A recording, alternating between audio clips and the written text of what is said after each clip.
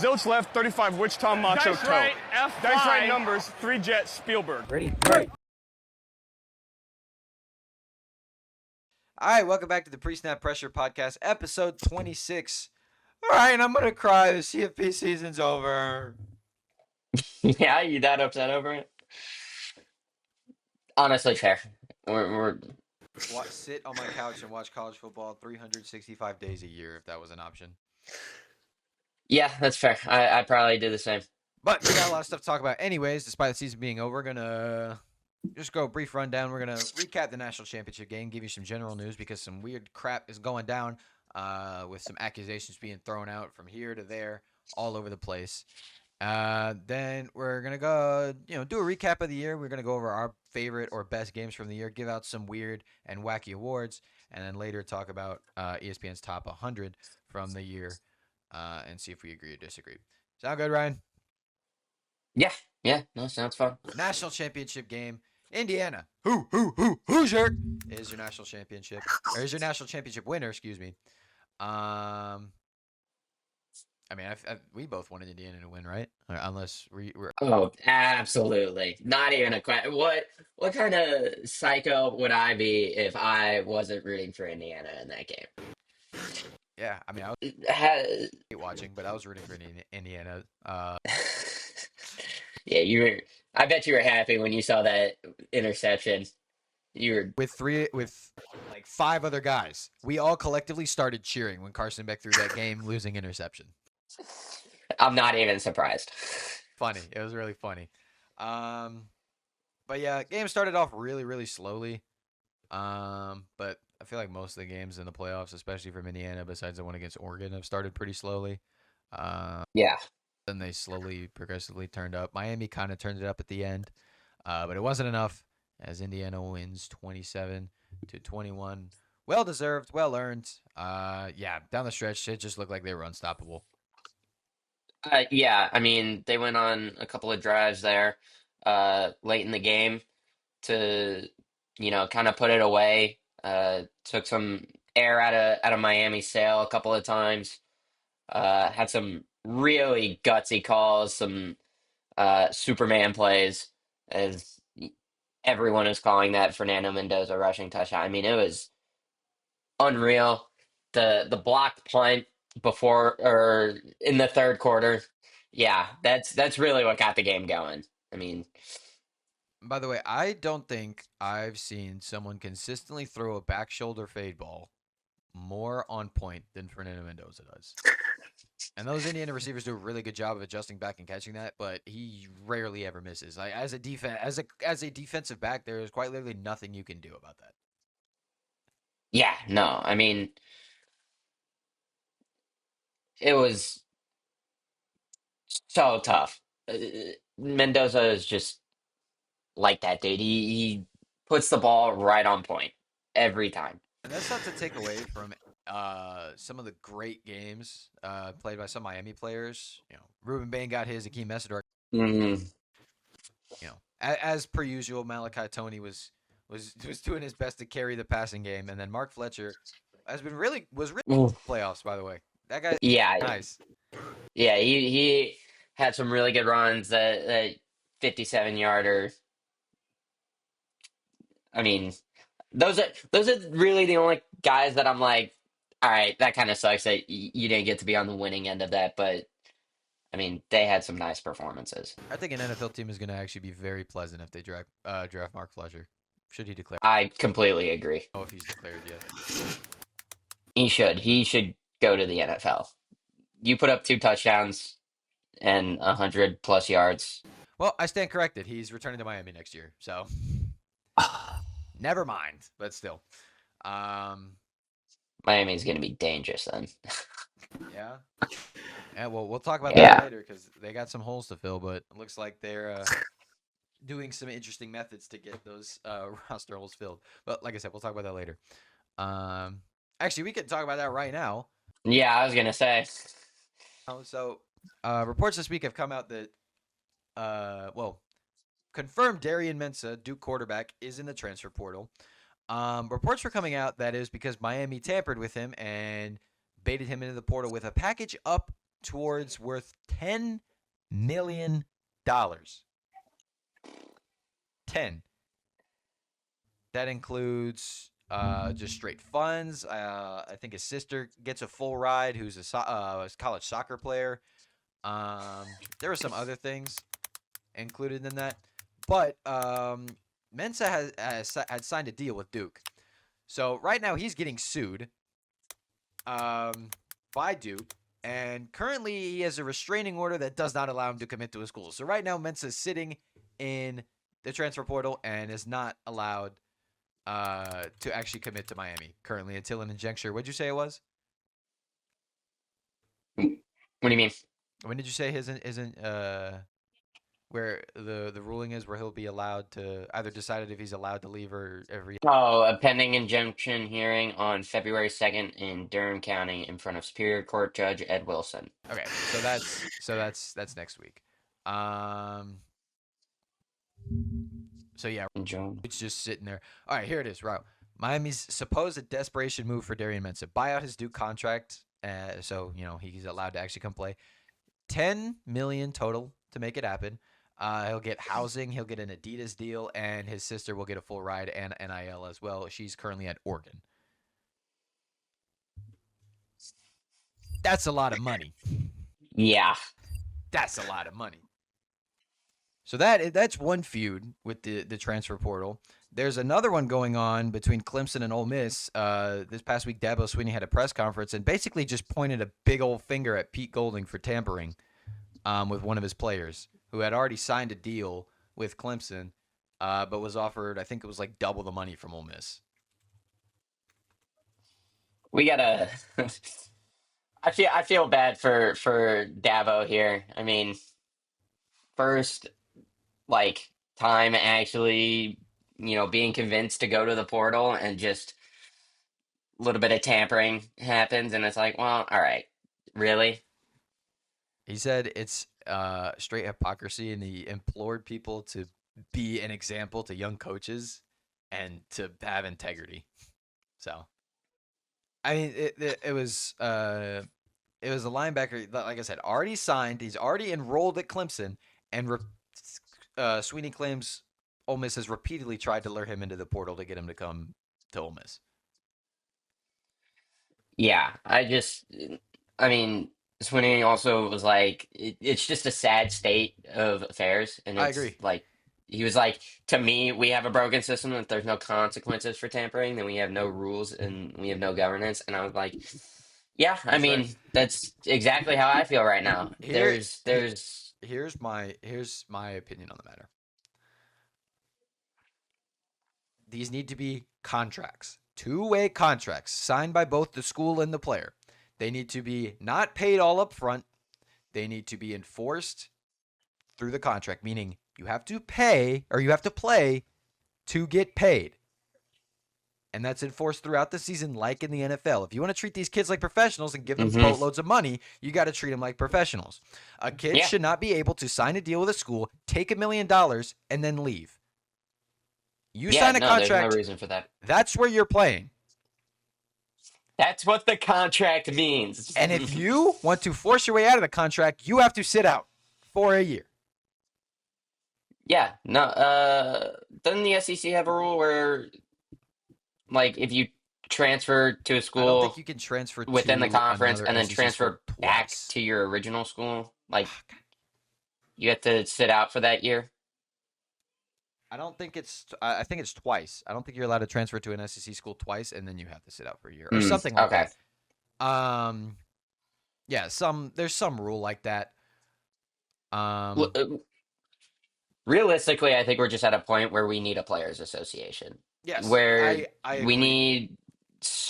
we need a group of agents to just step up and start, like, making these deals for, like, making the rules with the colleges for these players, because it is lawless right now. There is no actual rule for the transfer portal. Like, yeah, it starts and ends at a certain point, but it starts and ends before the season is over. The issue So is some of these guys are still playing. there's actually no real incentive for agents to go do that right now because the players have all of the power. then we need to Now, find a way if this to. if this Darian Mensah thing goes towards Duke and he's forced to play at Duke, good. That's a step in the right direction. Also, contracts need to have no contact on them. If you sign a contract, a school is not allowed to contact you Yeah, outside of your yeah, own. yeah. But that's also like on the other universities. You got to put that in yourself. Yeah, don't please just don't cheat. Don't tamper. Um, I feel like also declaring for the NFL draft and then transferring to another school is a little weird. Like the whole Carson Beck situation this year, that Weird. didn't really go over well, in my opinion. I don't think that should have happened. I think he should have either had to go back to Georgia or stay declared for the draft. I agree. Look, you can just there's no reason. I'm all for players getting as much money as they are worth and how Absolutely. much they can get and trying to maximize their profits using their talents and their skills. But there's got to be some structure. There has Yeah, to be absolutely. some structure. There's there's just way too many stories going around of, oh, this player did this and that player is leaving this school because he believes he's worth more. And it's like, no, that's it's just not fun to look at anymore. Like I I'm all agree. for the guys getting paid, but try to get paid by your own school first. Like I'd rather see a guy play for, like, I'd rather see a Georgia freshman go all the way through the system and watch him play there for 4 years than watch a guy go from Georgia to Ohio State to Clemson to Miami to, I Yep, just don't want to see him on four different spots in 4 years. That shouldn't be how it works. I agree.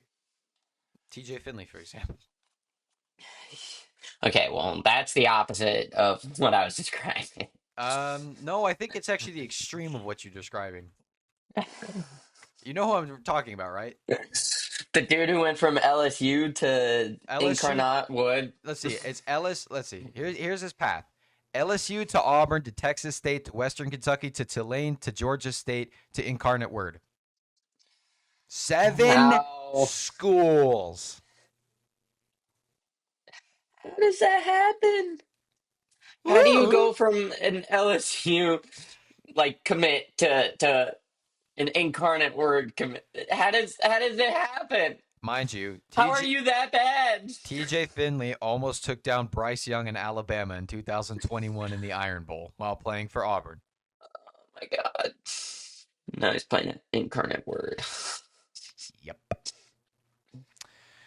Anyways, How did we get to this point, bro? moving on from that, you had a 2-minute rant you wanted to take. Yeah, okay. Look, I am all for, I guess, coaches being on game day. I don't love it because there's just implicit biases already, but I guess, having that experience of knowing, you know, what team might call what is pretty cool. Like, but Marcus Freeman, I'm sorry, for as good of a job as he did, I didn't like him on game day for one sole reason, and it was for sitting out of the bowl game because his team didn't make the playoffs. I I will forever just hate that because you're taking away opportunities from freshmen to show off some talent, from sophomores who are, expected to start next year just to get game time in and just get that first game out of the way.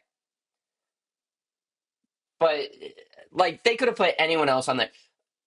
They could have put Kirby Smart. They could have put Lane Kiffin. They could have put Ryan Day. They could put literally anybody else on there, and I would have been perfectly fine with it. I didn't like that Marcus Freeman was the coach to do it because of how the whole Notre Dame situation went down. I wasn't a fan. Just kind of irked me a little. Did you see the meme that was going around? That was like Marcus Freeman picks Notre Dame to win the national championship, which is funny because Notre Dame isn't even in the national championship. I'll find it and send it to you. Um, it's really funny actually. Um, Oh, Marcus Freeman has now been to 2 straight national championships. yeah, only just The rest played. of the Notre Dame team hasn't, though. Yeah, exactly. Um, but yeah. I mean, I don't really care as much as you do, but I understand where you're coming from. But at the end of the day, Did you? it also gets clicks because the team the team Notre Dame was left out for was playing in the national championship. So Yeah, but you know who? Ryan Day could have been way better at that because he played both Indiana and Miami. yeah, I mean you can say that. I don't know. I mean, yeah, I guess it gets clicks, but whatever. Anyways, last like news bit before we get into like funny stuff. Um, Playoff format's changing again. Um, it's next season. As at least as of right now, it's going to be all the Power Four conferences get their champion in. Excuse me.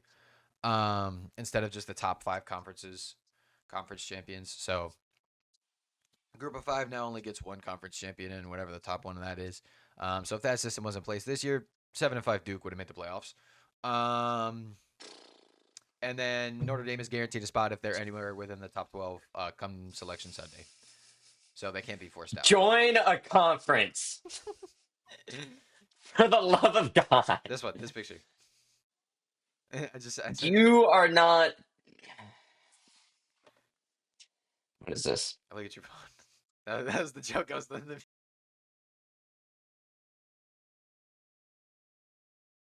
I was talking about.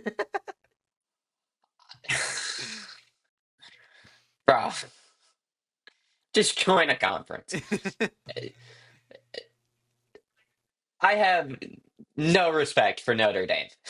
There's no respect at all there. It's fine when they obviously go undefeated next year because they're the best team ever and be the number 1 seed. Then they're going to beat every because team by a because point.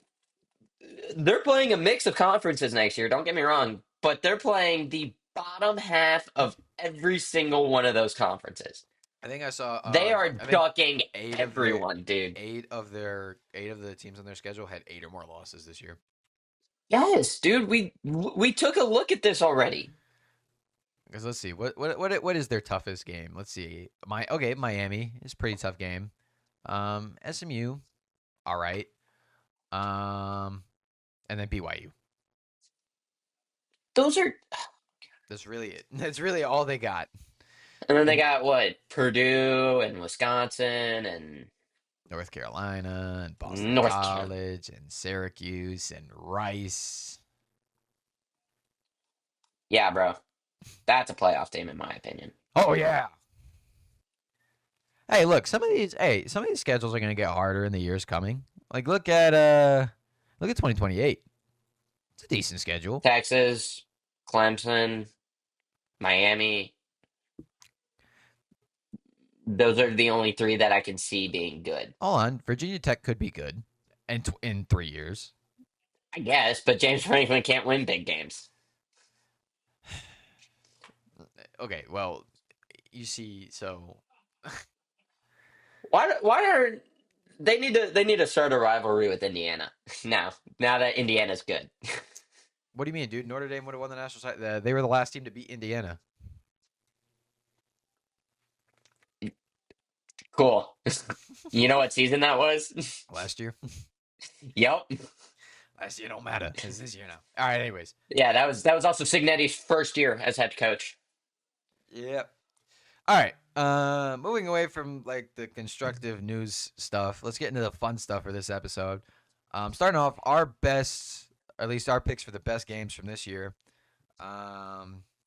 First game, Round of them at least. yeah. We'll probably pick some more later on. Down the line in the off season when we're deep into the off season. Deep in the off In season. the off season. But starting off, I'm gonna let you do this because you picked these out, Ryan. Yeah. All right. So the first game that we have is going to be Tennessee versus Georgia. I mean, that was a fantastic game.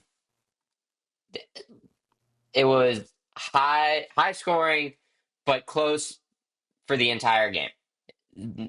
I think what there was one time where a team was up by, or a couple of times where I think like Tennessee was the highest lead was Tennessee by 14, but that was in the yeah, first quarter. yeah. It was Tennessee got off to a really hot start. Had that Brazel 72-yard touchdown right after Georgia scored, and then they got the stop, got another touchdown.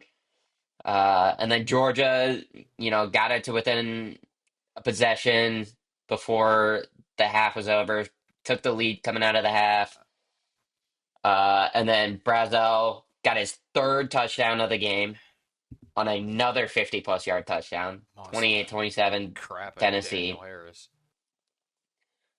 Georgia goes up by 2 early in the fourth on a field goal. And then let's see. Oh, Tennessee gets a touchdown, and then a field goal, goes up by 8. Georgia, 28-yard touchdown with 2:32 left on the clock. Get the 2-point conversion, 38-38. Gilbert hits or misses his field goal to win the game in regulation from 42 yards away, But then hits the same field goal in and then overtime. hits the exact same field goal in overtime, and Georgia scores a touchdown to win it 44-41. Yep. Absolutely fantastic game to watch. There were amazing plays left and right. I mean, I remember you were stressing for that Oh one. yeah. It was Because there were a lot so of many fun to watch. so many times Tennessee looked like they were about to just seal the game away, and then they just didn't. Yeah, no, Thanks, Max it Gilbert. was, yeah, There was seriously. there was the 4th and 8, and then the 28-yard touchdown by Gunnar Stockton and London Humphreys. Then there was the 2-pointer. Then Tennessee went and drove the field again before time ran out. Then got Yeah. themselves in position to kick a field goal. Iced their own kicker by having a false start, and then he missed. And they made the same kick in overtime. But then Georgia scored a touchdown, so they won. Georgia scored a touchdown. Anyways. Yeah, it's really good game, especially early in the season when there's a lot of hype around the games as well. Was that game day? Yeah, I believe so. Okay. I think it was. Because, yeah, it was number 6 versus number 15. I don't Yeah. think there was a better game that week. In Neyland, too. Oh yeah. Yeah. All right. Yeah, it was. Okay.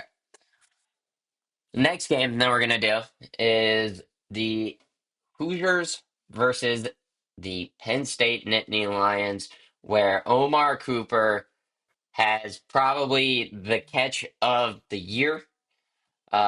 Indiana got out to a pretty big lead early. We're up 20-7 on a struggling Penn State, by the way. The team was 0-5 in conference play heading into this one, 3-5 on the year. I mean, this win probably could have gotten them back into like bowl game, like solid bowl game contention, but I mean, they needed this win bad if they wanted any sort of joy from this season. And uh but no, the Indiana goes up 20-7. Penn State comes storming back, get a couple of nice drives in the fourth, get a 1-yard rushing touchdown from Nick Singleton, and then a 19-yard receiving touchdown from him. Go up by 4 with 6:27 left, and then I believe this was on 4th and goal as well. Game on the line.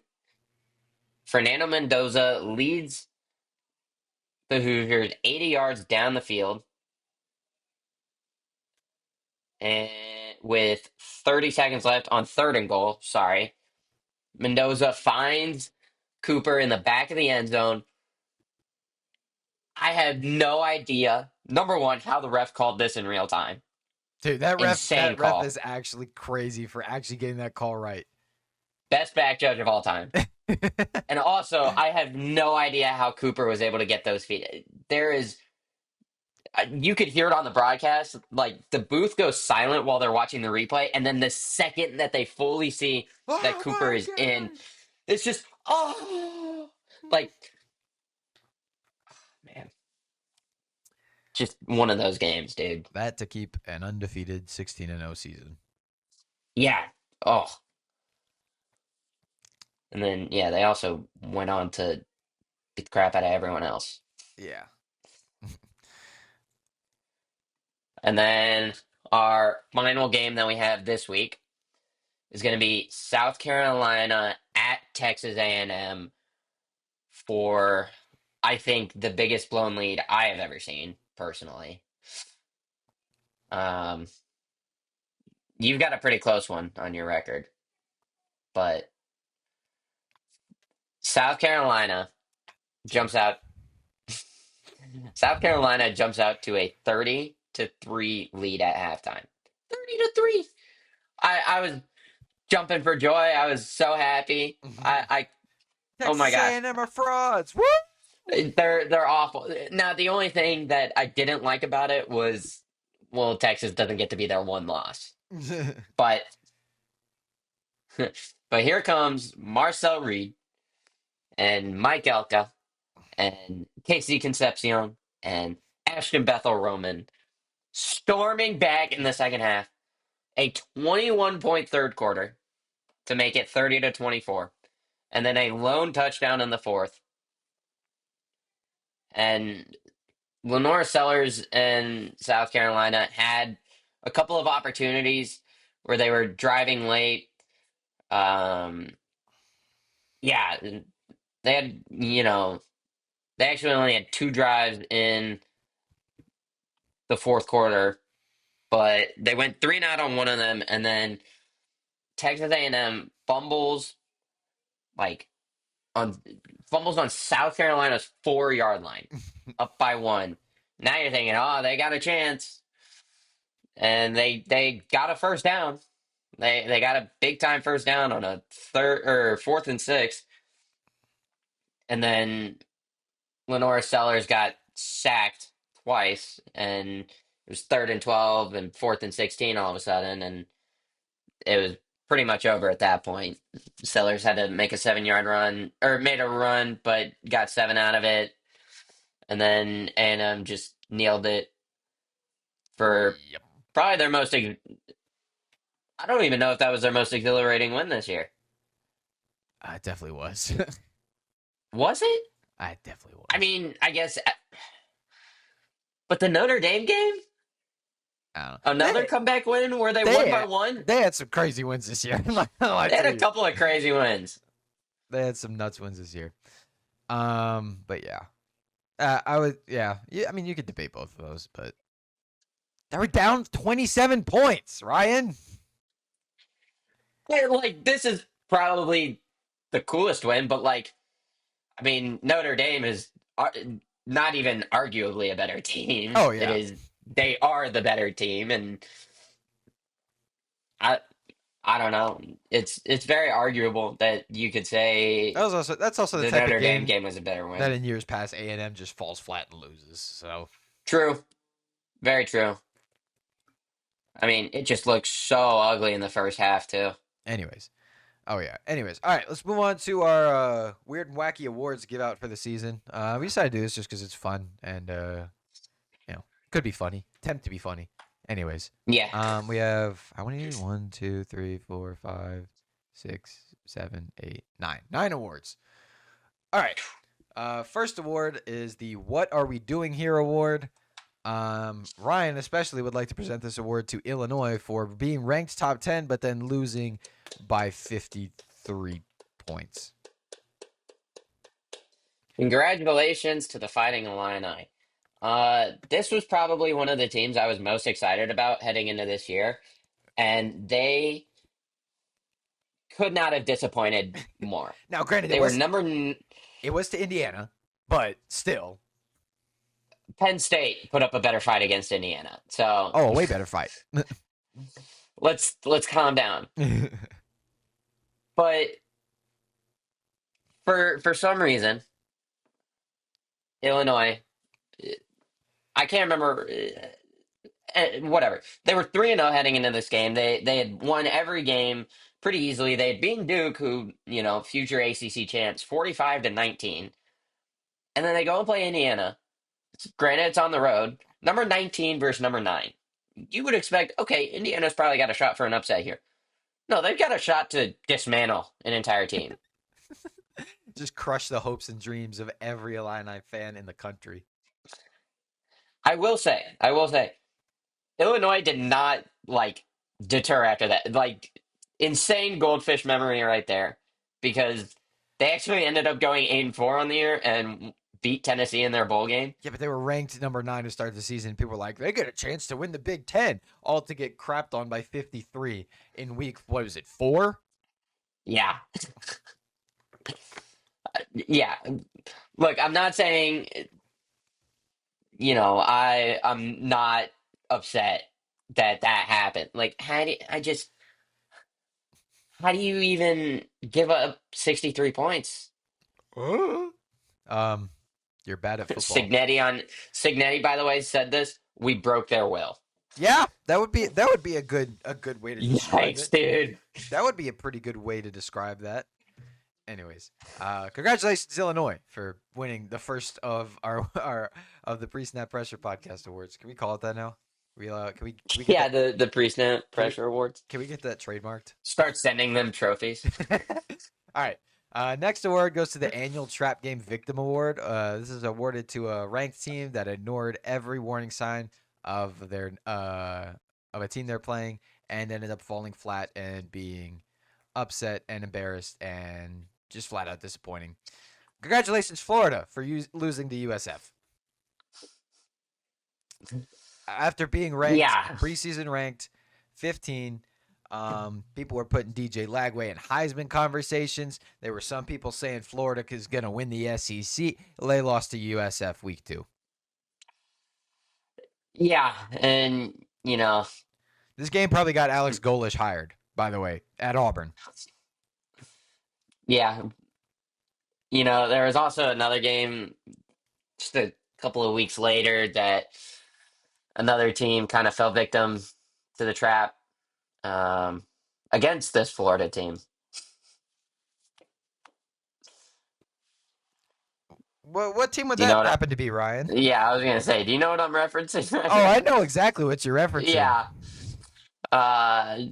Texas Longhorns could also share this award with Florida. Yeah, well, I feel like maybe double it and pass it. Double it, pass it to the next person. Yeah, exactly. Yeah, but there's a difference between losing to a conference opponent and losing to a group of 5 opponent at home. True. Texas went on the road to the swamp. Florida was home. Yeah, so congratulations, Florida, for that award. Next award is the False Hope September Trophy. The team that started great, was ranked. People were like, oh, this team looks good, and then finished the year like crap. Congratulations. Yeah, so this one's gonna go to the Missouri Tigers. To Missouri. Start off 5-0. Everything looked like it was headed towards the right direction. Offense was moving, defense was playing shutdown, and Bo Prabula looked like the savior for this Missouri Tiger team. They beat Kansas in the renewal. Bo Prabula was getting put in Heisman talks before this Alabama game. And looking back, it wasn't great by any means. I think he only had one bad play, or one really bad play, and it was the last play of the game. Yeah, where you had Marquise Johnson wide open on the bottom of the screen, who's not on the team anymore, by the way. He got up out of there. Absolutely valid. But I feel like you could go back to that game, look at that last play. You could look at him, look at his body language, and go, oh, yeah, that guy's leaving after this year. Absolutely. But it was it's 20 to 17 going into the fourth. The Tigers are playing them close. It's neither team is scoring. 3 minutes left in the fourth. Alabama goes on this long drive or decently long drive, scores the touchdown, makes it a 10-point game with 3 minutes left. Everyone in the stadium's thinking, "All right, well, we put up a good fight. All right, whatever." The Tigers go down and score a touchdown with a minute 40. Now there's like, okay, well, maybe if they, do this, they force Alabama to punt. I I I Tigers now have to go, I remember you turning to me and saying, "No, don't do this to me. Do not give me hope." do not give me the hope You that said, this "Don't team give can win. me hope." This is not fair because it hurts so much more. They go, let's see, they start on their own 18, get it to fourth and six on their own 22. Provula launches a 25-yard ball to none other than freshman stud Donovan Olubide. Oh my God, they're at midfield. They just need a field goal, which now that I'm thinking about it, we were not winning that game because Robert Meyer was not going to make Robert that. Meyer wasn't making that kick, bro. Genuinely. And with 30 seconds left at the 47, Provula sails the ball on Olubide when he has a wide open Marquise Johnson down the sideline. Probably would have scored a touchdown or at least gotten it deep in the red zone. And Mizzou season seemed to just fall off at that point. They beat, Auburn in a very ugly game at, in Auburn. Jordan And Hare. then, yeah, Jordan Hare. No, you're Couldn't not remember the saying it name for right. a second. Jordan. Jordan. Jordan. And There you then go. Provula gets injured in the loss to Vanderbilt, and Zollers almost plays hero. Missed by an inch. Yeah, oh, that was another heartbreaker on game day, by the way. And then get stomped by A&M, and no offense against Oklahoma, and then the saddest performance of a bowl game I Then you think I've lose ever to seen. Virginia.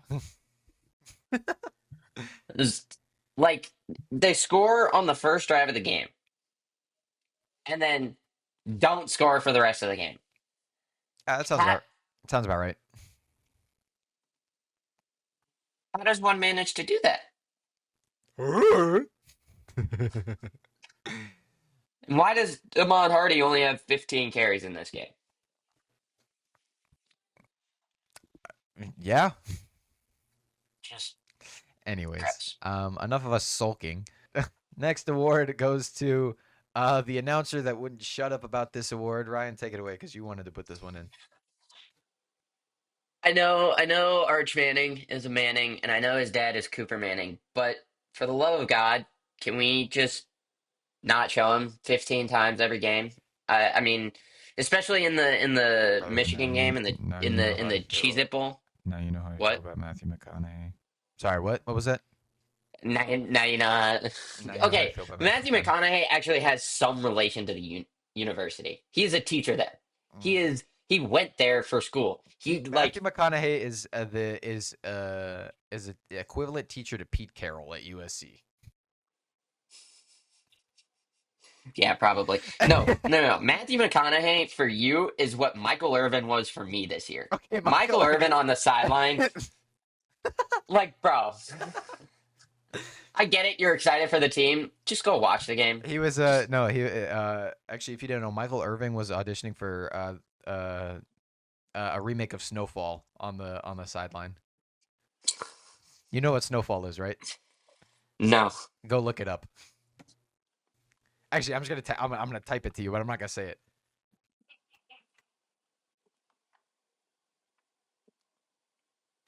Oh. That's funny. Am I wrong? No. Okay, cool. Anyways, Yeah. by the way, if we did these awards last year, you know who would win? No. Hey, buddy, did you know that last year Ryan Williams was only 17 years old?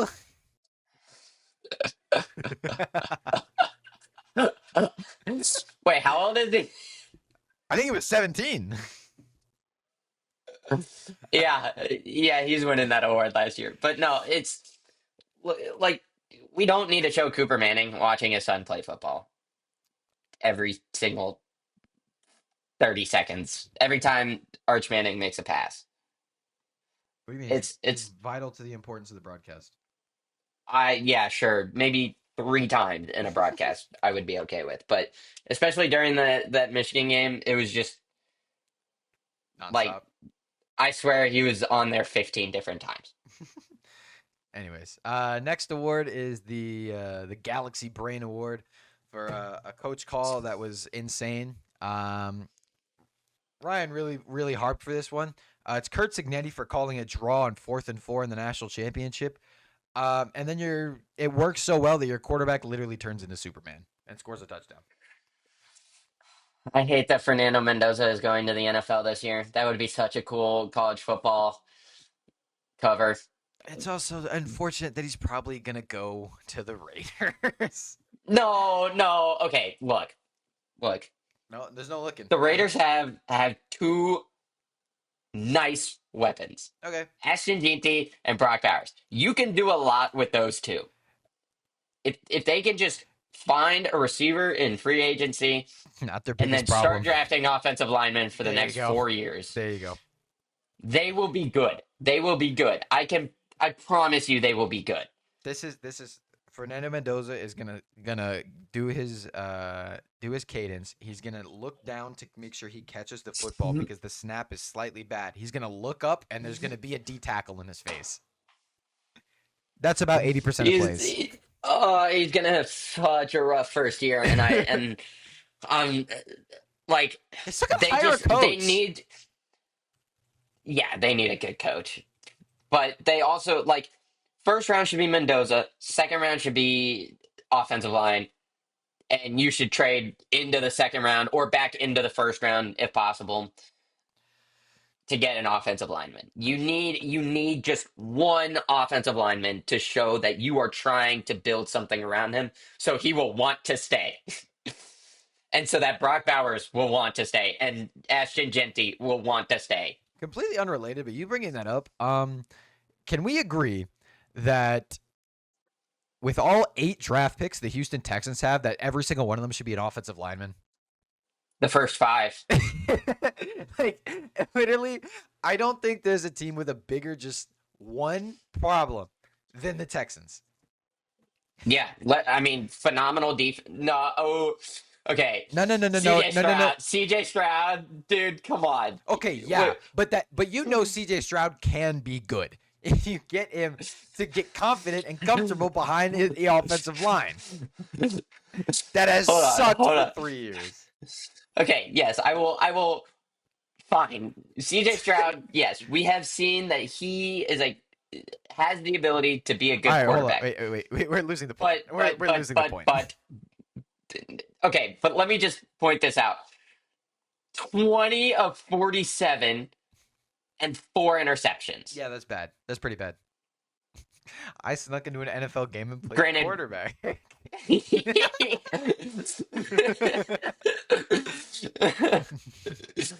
Oh my god. All right, next award is the Why Is He Still Here award for the 6-year senior who's been terrorizing the country since the Obama administration. And who else to give this award to than soon-to-be 24-year-old Diego Pavia? Him and his mom have been terrorizing the country. Sorry. Hey. Oh man, just the rise that Diego Pavia had this year was amazing. And then he couldn't really handle the popularity as well as he should have. He became so disliked so quickly. It just went from like funny like kneeling before the Alabama game even starts. Like that's funny. That's a cocky thing to do and that's funny. But to like Safe. say that you should have been Heisman Say F when all the you voters. yeah, F all the voters and say you should have been Heisman when there was literally just a much better candidate to win Heisman. I feel like he just kind of lost a lot of respect there. But yeah, he had a really fun year this year, to say the least. And I mean, I'd love to see him play in the NFL. Try to play in the Just NFL. yeah, All right. Next award is the backup QB Folk Hero Award for the backup that came in, took his chance, and ran with it, and will forever be immortalized at the team he played for. None other than Trinidad Chambliss. Man, there's not another pick. there's Not another pick there. not much to say about Trinidad other than he was absolutely incredible. After Austin Simmons started the first 3 games, 2-3 games, something like that. Something like that. Trinidad Chambliss came in when he got hurt. He took the job. He ran with it. Didn't look back, and became an Ole Miss legend. Trying to go back for another year. Has there been any update on that? I know he got denied his waiver, but I think he's suing the NCAA. I haven't gotten anything or seen anything. Ole Miss appeal latest update. Committee that reviews appeals met this week did not reach a decision on Ole Miss quarterback Trinidad Chambliss. Okay, well, we'll look more into that in the later weeks. All right, the last award is the Ref Show Special. The game when nobody knows the rules anymore. Ryan picked this one out. I am gonna. I was calling a timeout. Georgia Auburn. Dude. Okay, I'm gonna be so. There was more than that. There was so much more than that. There was so much ref ball than that one play. But yeah, that was pretty bad. I mean, that was just like the line. That was when they crossed it. That was like, there's no going back anymore. You're not winning this game, Auburn. That official got put on administrative leave. The crew chief. Shocker. Correctly, by the way. That was a botched call. Yeah. There's a lot of other like ticky tack ones throughout that game that everyone's like, oh, this is wrong call. The fumble wasn't really ticky tack. That was pretty detrimental. But yeah, this game had ref ball written all over it, and I'm saying that as a Georgia fan. Yeah. So, well deserved award. Yeah, that one was just funny. Yeah. He's clapping. Anyways, that's gonna do it for our weird and wacky pre-snap pressure awards. Once again, got to trademark it. Yeah. Final segment of the day. ESPN released their top 100 players from the 2025 college football year. We're just gonna briefly go over it, see what we agree, disagree with. Starting all the way at the top, Fernando Mendoza. I feel like we both agree. Here, right? Okay, good. I agree. Good. Because we'd have some issues if we weren't agreeing there. I like how his preseason ranking was not ranked. Not ranked, obviously. Ruben Bain, agree at number 2. Monster. Yeah. David He's Bailey, pretty nice this year. agree at number 3. Monster. Jacob Rodriguez at 4. Agree. We can agree with that. We love Jacob Rodriguez on this podcast. I don't know about you. Caleb Downs at 5. Yeah, I think he's that good. I don't think his stats were as flashy this year, but no, but he had he's that good. Yeah, he was defensive player of the year in the Big Ten and won the Jim Thorpe Award. He was pretty good. Jeremiah Love at 6. Look, biases aside, I can agree with that. I can live with this. I can live with this. Trinidad Chambliss at 7. Told you. Immortalized in Ole Miss forever. Agreed. Jeremiah Smith at 4,000 yards, by the way, in his first season as a D1 quarterback. Jeremiah Smith at 8. I could live with this, obviously. Okay, he was out for a couple of games and still finished with 1,200 yards and 12 touchdowns. Yeah, no. Like I said, this is absolutely perfectly fine here at number 8. Diego Pavia at 9. I think a little high for me, but I think he had a really good year, so I'm not going to disagree with it. I agree. Cassius Howell at 10. Yeah. Yeah, okay. He was a monster, especially the back half of the season. Spencer Fano out of Utah, number 11. Yeah, he's the first offensive lineman being taken this year. He should be, at least. You think the Raiders go for him? So they can protect Geno Smith. No, so they can protect whatever quarterback they get the out of free agency, and then they draft Arch next year. Arch Manning. Arch Manning hype in the big 2-6. All right. Oh no, hold on. By the way, he's ranked 50, I think, six in this. Yeah, that's valid. That's exactly where he's supposed to be. 58. That's where he's supposed to be. All right, I want whatever. well, every quarterback above him deserves to be above him. I'm gonna go through the list, and if there's one that's not, I'm gonna ream Except you. except maybe Carson Beck. Where's And maybe where's CJ Drew Mestamaker? 60 Yeah, CJ Carr, get out of here. CJ Carr, yeah, that's a little egregious. Egregious. Ty Simpson, fine. Haynes King, Yes, yes. maybe. No, Haynes King had a better year than Arch Manning. You're delusional if you think otherwise. Better year, sure. Better final games, nah. Okay, buddy. Okay, but Colin Simmons at 31, I feel like that's disrespectful. Um, yeah, I could see it like that, but He also had 12 sacks, 52 pressures, and three forced fumbles. Also, I believe. No, he didn't have any interceptions this year. But, let's like, like look at the guys above him. Akeem Mesidor had 12 and a half sacks. Let's see. okay, yeah, fine. I'm not saying he's better than Akeem Ezador and Ruben Bain. I'm saying he's better than other guys. Okay. Let me look at this. Bryce Let me Pollock, go sure. find some, like, Lee Hunter. Lee Hunter. And No. Hold on. Timeout. I don't think I don't think you actually watch Texas Tech as much as you claim to be.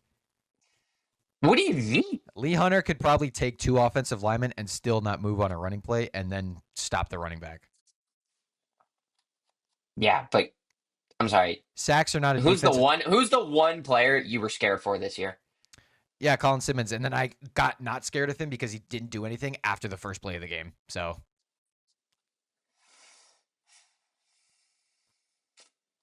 Whatever, bro. What do you mean, whatever? You're just hating. No, not really. He quite literally got a sack on the first play against Georgia and then did nothing the rest of the game. That was just a terrible game. Mm-hmm. Oh, Anyways. okay. Hold on. He also had. Oh no, I'm looking at that the wrong way. Okay, he had how many games in a row with the sack? He had 5 straight games with the sack, and he had Okay. 3 against Kentucky and 2.5 against OU. Okay, well, I saw another defensive end get 7 in a row, but that's not college, so that's irrelevant. Yeah. James Pierce for Defensive Rookie of the Year. God, I wanted him so badly. James Pierce for Defensive Rookie of the Year. Okay, hold on. God damn. You want to know where Drew Mestamaker fell on this list? 66 or 67. 67. Who else would have been on there? Caleb Hawkins at 68 is hilarious because I think they just put Caleb Hawkins in there and we're like, we haven't put Drew Drew Mestamaker. Mestamaker. Here, let's go ahead and put that there. Yeah. Elijah Sarone Let's see. at 76. I feel like What? a little low for bro. I'm not gonna lie to you. I mean, he didn't. He was he didn't out, have the craziest numbers, but he also missed a good dude, chunk of the season. That's why. he still had 15 touchdowns.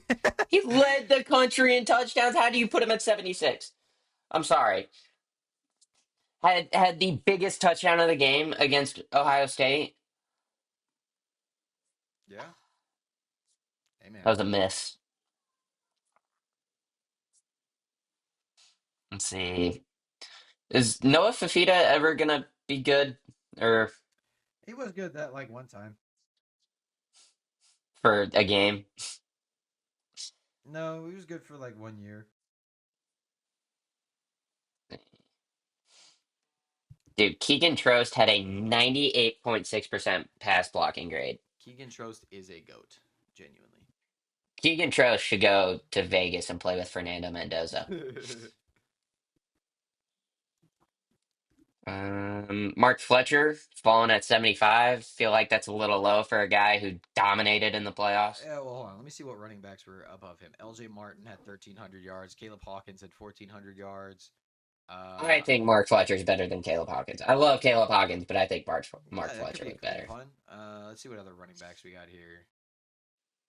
I think that Cam Cook had pushing 1,700 yards.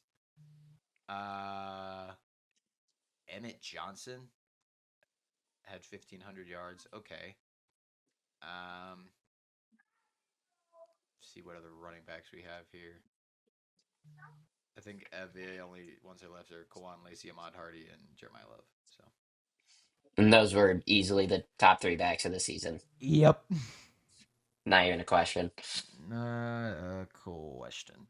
All right, so for I mean, the most part, we agree with these lists. You just think your Texas guys should be higher, which of course not you like, top 10 higher. Just like, I feel like 31 is low for Colin Simmons. I don't know. Maybe that's just me. Makai Lemon at 13, though, I really like. I was a big fan of Makai Lemon this year. Yeah, that's why they won the Belikanov. Mm-hmm. Yeah. I do think Ahmad Hardy should be number 6, though. Number 6 over Jeremiah Love. He's at 19. Yeah. I don't agree with that. With 19. Whoa. He'll be. I like how his description is he's one spot above Kawan Lacey, and the first sentence is description. So this was why Lacey left Missouri.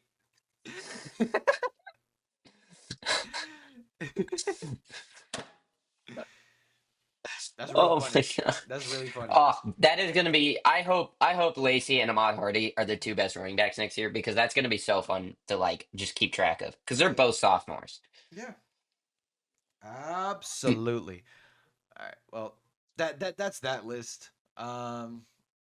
Just some fun stuff to look at after the year. We'll go more into like NFL draft profiles in the coming episodes with the drafts coming up in April.